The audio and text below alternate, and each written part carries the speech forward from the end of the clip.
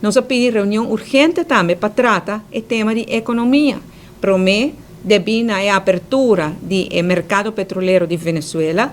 Nós pedimos para o governo explicar-nos o que está fazendo para Aruba também por participar da oportunidade aqui. Reunião não está guardando chamar. Semana passada nós pedimos reunião urgente com o Ministério da Economia para nos tratar a consequência da guerra entre Irã e América e a indústria petroleira e preços de azeite que vai aumentar drasticamente e que o governo está fazendo para evitar que essa que vai afetar a boa carteira.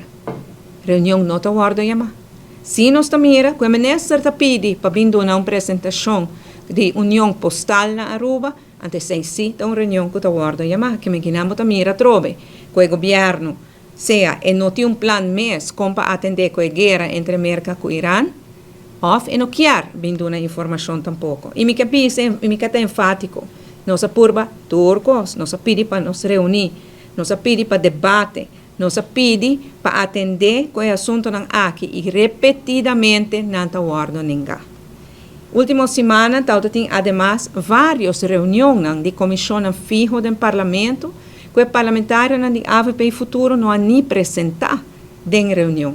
Não sabe não está ocupado com um estudo na universidade, outro compromisso fora do parlamento, mas não está nem atender a reunião aqui.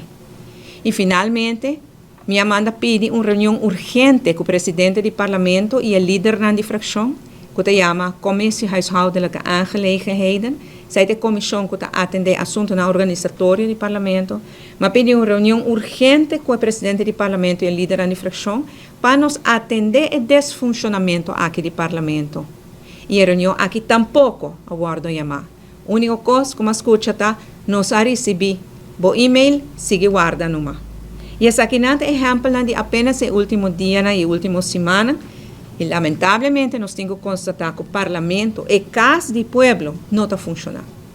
Casa do Pueblo não está atendendo com o assunto aqui para o pueblo, para exercer controle sobre o governo e para defender interesses de cada cidadão de nosso país.